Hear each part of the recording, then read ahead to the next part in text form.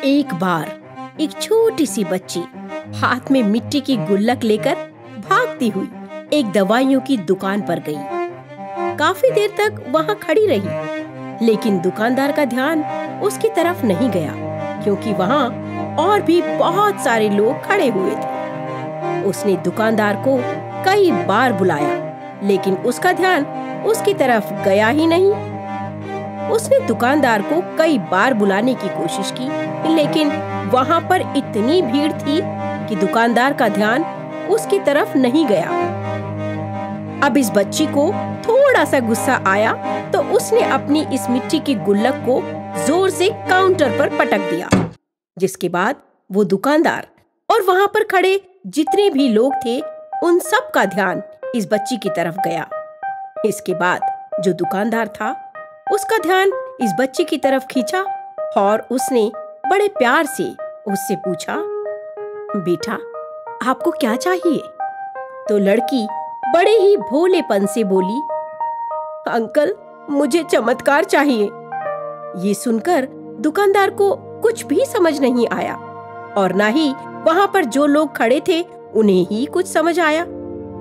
वो सब उस लड़की की तरफ देखने लगे। दुकानदार बोला, बेटे, चमत्कार तो यहाँ नहीं मिलता है। तो बच्ची को लगा कि वो उससे झूठ बोल रहा है। उस बच्ची ने कहा, नहीं, आप झूठ बोल रहे हो अंकल, मेरे पास बहुत सारे पैसे हैं। आपको जितने पैसे भी चाहिए ना, आप सब ले लीजिए, लेकिन मैं आज यहाँ से बिना चमत्कार लिए नहीं जाऊंगी।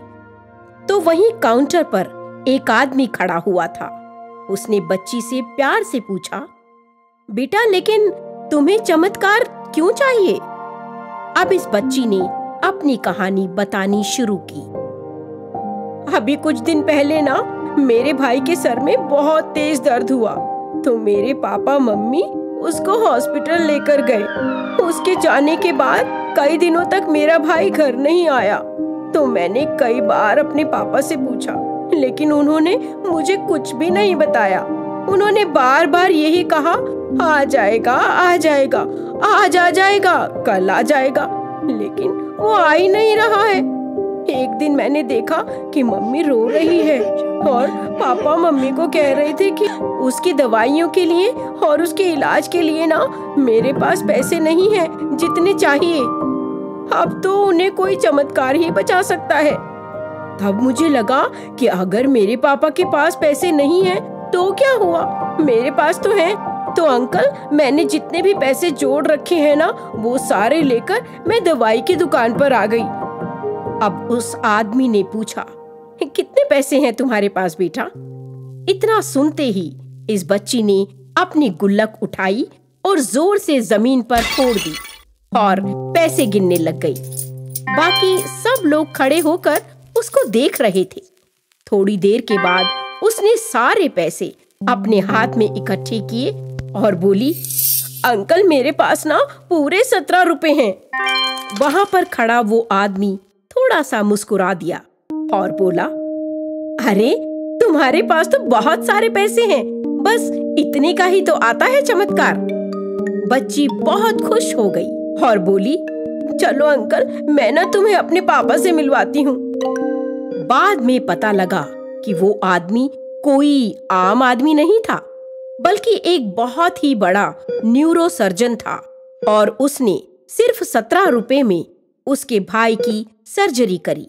और कुछ दिन के बाद उसका भाई ठीक होकर वापस आ गया।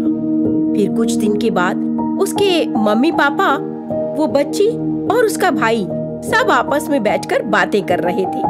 तब उसकी मम्मी ने उसके पापा से पूछा, अब तो बता दो कि ये चमत्कार तुमने किया कैसे? उस आदमी ने उस बच्ची की तरफ देखा और कहा, ये चमत्कार मैंने नहीं, इसने किया है। तो यहाँ पर एक बहुत बड़ी बात जो हमें इस बच्ची से सीखने को मिलती है, वो ये कि जिंदगी में कभी कभी ऐसा होता है कि हमें कोई रास्ता नजर नहीं आता और हम लोग हिम्मत हार जाते हैं। तो हमारे अंदर का एक बच्चा होता है ना, जो कभी भी पीछे नहीं हटता और वो हार मानने को तैयार ही नहीं होता। क्योंकि उसे ना शब्द समझ में ही नहीं आता। वो बच्चा जिसके लिए कुछ भी नामुमकिन नहीं है, क्योंकि वो हर हाल में कोशिश कोशिश और कोशिश करते ही रहना चाहता है। इस परिस्थिति में मुझे सोहनलाल द्विवेदी जी की कविता याद आ रही है। लहरों से डरकर नौका पार नहीं होती, कोशिश करने वालों की कभी हार नहीं होती। नन्ही चींटी जब दाना लेकर चलती है, चढ़ती दीवारों पर 100 बार फिसलती है। मन का विश्वास रगों में साहस भरता है, चढ़कर गिरना गिरकर चढ़ना न अखरता है। आखिर उसकी मेहनत बेकार नहीं होती, कोशिश करने वालों की कभी हार नहीं होती, कोशिश करने वालों की कभी हार नहीं होती।